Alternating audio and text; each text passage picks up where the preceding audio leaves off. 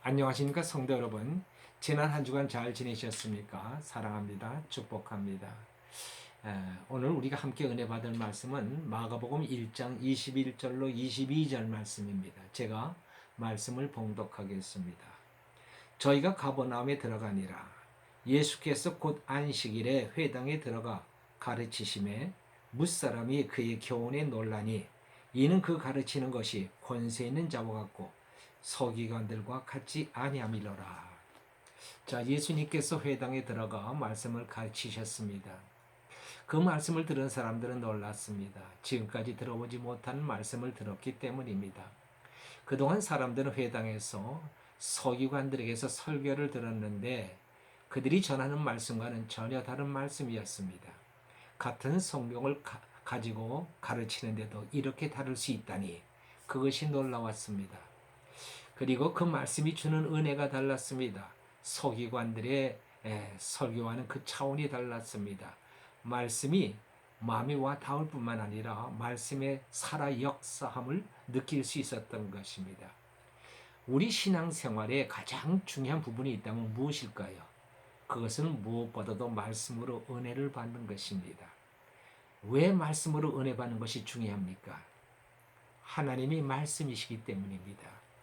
요한복음 1장 1절에서 태초에 말씀이 계시니라. 이 말씀이 하나님과 함께 계셨으니 이 말씀은 곧 하나님이시니라 했습니다. 그리고 이 말씀이 우리에게 은혜와 진리를 주십니다. 요한복음 1장 14절에서 말씀이 육신이 되어 우리 가운데 거하심에 우리가 그 영광을 보니 아버지의 독생자의 영광이여 은혜와 진리가 충만하더라 했습니다. 2000년 전에 말씀이 육신이 되어 우리 가운데 오셨던 그 주님이 지금은 말씀으로 오셔서 우리를 만나 주시고 또 우리 가운데 거하십니다. 그러므로 말씀이 우리 가운데 임할 때에 하나님의 영광이 나타나고 내 안에 하나님의 은혜와 진리가 충만해지는 것입니다. 제가 처음 은혜를 받은 것도 예배 중 목사님의 설교의 말씀을 들을 때였습니다. 말씀이 내 마음에 들어오면서 놀라운 역사가 일어났습니다. 내가 죄인임을 깨달았습니다. 말씀이 진리를 깨우쳐 준 것이죠. 그전에는 내가 죄인이라는 사실을 전혀 알지 못했습니다. 온갖 세상의 추한 짓을 다 하면서도 결코 나는 죄인이라는 사실을 알지 못했습니다. 죄인은 저 감방에만 있는 줄 알았습니다. 그런데 말씀이 내 안에 들어오면서 진리가 깨우쳐졌습니다. 내가 얼마나 더럽고 추한 죄인인 것을 깨닫고 나는 얼마나 울었는지 모릅니다. 그것은 회개의 눈물이었습니다. 그리고 내 마음에 채워진 기쁨과 자유함 그리고 평안함은 세상에서 결코 맛볼 수 없는 황홀함이었습니다. 야, 이것이 바로 천국이구나 하는 걸 알았던 것이죠. 자, 이 체험은 내 신앙생활의 시작이었습니다. 말씀으로 오신 주님을 만나면서 일어난 일이었습니다. 그전에는 교회를 다니면서도 은혜가 무엇인지 진리가 무엇인지 몰랐습니다. 내가 왜 하나님의 영광을 위해 살아야 하는지 그 이유를 알지 못했습니다. 그러나 말씀을 체험한 후로는 나는 은혜를 사모하게 되었고 진리를 추구하게 되었고 하나님의 영광을 위하여 사는 자가 되었습니다. 내 심령에 새로운 창조가 이루어졌습니다. 그것은 마치 청계천이 복원된 것과 같습니다. 과거에 복원되기 이전의 청계천은 썩은 물이 흐르고 악취가 코를 찌르고 온갖 더러운 폐기물로 가득했습니다. 그런데 이제 복원된 청계천은 완전히 변했습니다. 깨끗하게 정리되고 맑은 물이 흐르는 곳으로 변했습니다. 물고기들이 헤엄치고 새들이 찾아와 노는 곳이 됐습니다. 말씀이 내 안에 들어오자 청계천이 변하듯이 내 심령이 변했습니다. 썩은 물 흐르는 심령에 생명의 물이 흐르게 되었습니다. 온갖 잡다한 폐기물로 가득했던 곳이 깨끗하고 잘 단정된 심령이 되었습니다. 귀신들이 들락거리던 심령에 생명이 숨쉬는 곳이 됐습니다. 이것이 바로 말씀이 주는 축복이요 역사입니다. 예수님이 주신 말씀의 축복은 이런 것입니다. 아마 그날 회당에서 예수님의 말씀을 들은 사람들은 이런 말씀의 축복을 받았던 것 같습니다. 그것은 너무나 놀라운 일이었습니다. 상상할 수 없는 축복을 받은 것입니다. 말씀이 닿는 곳마다 사망과 저주와 귀신이 떠나가고 생명과 축복과 은혜가 넘치는 역사가 일어나는 것입니다. 예수님으로부터 말씀의 축복을 받은 사람들은 이렇게 말합니다. 예수님의 설교는 서기관들과 같지 않다. 권세가 있다. 권세가 있다는 말은 영적인 힘을 느낀다는 것입니다. 귀신들이 도망쳐 나가는 현상이 일어납니다. 이와 같은 일은 서기관들의 설교에서는 나타나지 않는 것입니다. 같은 성경을 가지고 가르쳐도 서기관들이 가르칠 때에는 전혀 이런 일이 나타나지 않았습니다. 왜? 서기관들에게는 이런 말씀의 축복이 나타나지 않는 것일까요? 같은 성경을 가르치는데 어찌 이렇게 다를까요? 그 차이가 무엇일까요? 말할 나위도 없이 예수님은 은혜와 진리가 충만한 분입니다. 성령이 충만한 분입니다. 그러나 서기관들은 성령이 있음도 알지 못하는 자들입니다. 그러므로 서기관들이 가르치는 말씀에 영적인 권세가 없는 것은 너무나도 당연한 것입니다. 성경 자체에 권세가 있거나 능력이 있는 것이 아닙니다. 성경 말씀에 성령의 기운이 들어갈 때 성경 말씀은 영의 말씀이 되고 권세는 말씀이 되는 것입니다. 그것은 마치 하나님이 흙으로 사람을 지으셨지만 하나님께서 그 코에 생기를 불어넣으시기까지는 살아있는 사람이 아니었습니다.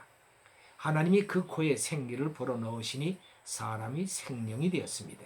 영원히 살아있는 자가 되었다는 말씀이죠. 자, 이 원리는 성경에도 그대로 적용이 됩니다. 하나님은 선지자들에게 성경을 쓰게 하셨습니다. 그러나 이 성경의 말씀에 하나님의 영, 곧 생기가 들어가지 않으면 살아있는 말씀이 될 수 없습니다. 살아있는 영의 말씀이 되려면 하나님의 생기, 곧 성령이 들어가야 하는 것입니다. 자, 그러면 누가 말씀에 하나님의 생기를 불어넣을 수 있을까요? 말씀을 전하는 자가 어떤 사람인가에 달려 있습니다. 예수님처럼 성령 충만한 사람의 입에서 나가는 말씀은 영의 말씀이 되는 것입니다. 영의 말씀은 권세가 있습니다. 사람들을 말씀 앞에 굴복시킵니다. 둘째로 서기관과 예수님의 다른 점이 무엇입니까? 서기관은 성경을 율법적으로 가르쳤습니다. 가르치기 가장 쉬운 방법은 야단치고 혼내는 것입니다. 서기관들은 성경을 법으로 가르쳤습니다. 율법에는 613가지 법이 있습니다. 365개의 하지 말라는 법과 248가지의 하라는 법이 있습니다. 하지 말라는 법은 하면 안 되는 것이고 하라는 법은 하지 않으면 안 되는 것입니다. 그런데 우리 인간의 체질이 하라는 법은 하지 않고 하지 말라는 법은 자꾸 합니다. 그러다 보니 서기관의 설교는 항상 야단치고 혼내는 것이 되고 맙니다. 야단치고 혼내는 것을 누가 듣고 싶어 합니까? 서기관의 설교를 들을 때면 다들 주눅이 들어 까맣게 죽어 있게 됩니다. 솔직히 말하면 설교가 무서워 회당에 나오고 싶지 않을지도 모릅니다. 그러나 그것은 더 큰 죄를 범하는 것이 되어 회당에 나오지 않을 수는 없고 회당에 나와 예배를 드리고 나면 모두 죽은 자가 되어버리고 마는 것입니다. 그러나 예수님의 설교는 달랐습니다. 예수님의 설교는 율법적 설교가 아니라 복음적 설교였습니다. 죽이는 설교가 아니라 살리는 설교였습니다.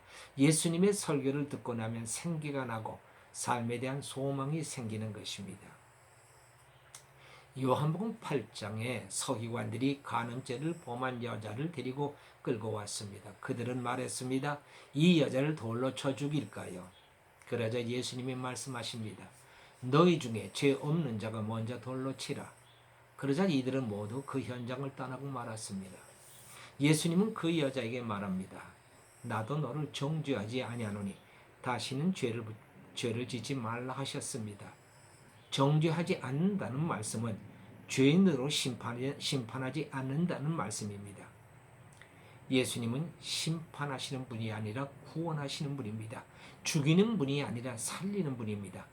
그리고 스스로 바르게 살아갈 수 있게 만들어 주시는 분입니다.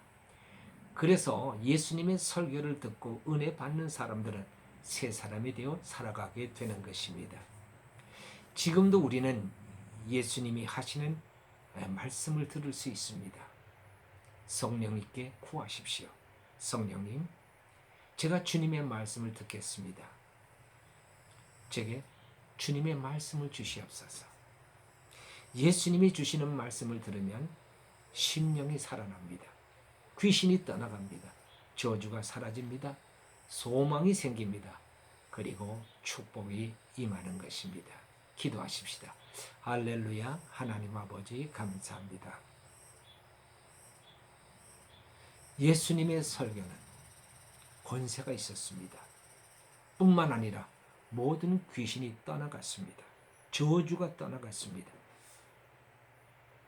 예수님의 말씀을 듣는 이마다 그 심령이 살아나고 소망이 생기고 그리고 주님을 위하여 살겠다는 그런 마음의 결심이 생겼습니다. 하나님, 우리도 주님이 주시는 말씀을 듣는 자들 되게 하소서. 우리의 죽어있는 심령이 살아나게 하시고 우리 안에 소망으로 충만함을 주시하며 정말 주의 영광을 위해서 살아야 되겠다고 하는 뜨거운 마음이 우리 가슴 속에서 일어날 수 있도록 은혜 베풀어 주시옵소서. 감사드리죠. 예수 그리스도의 이름으로 기도하옵나이다. 아멘.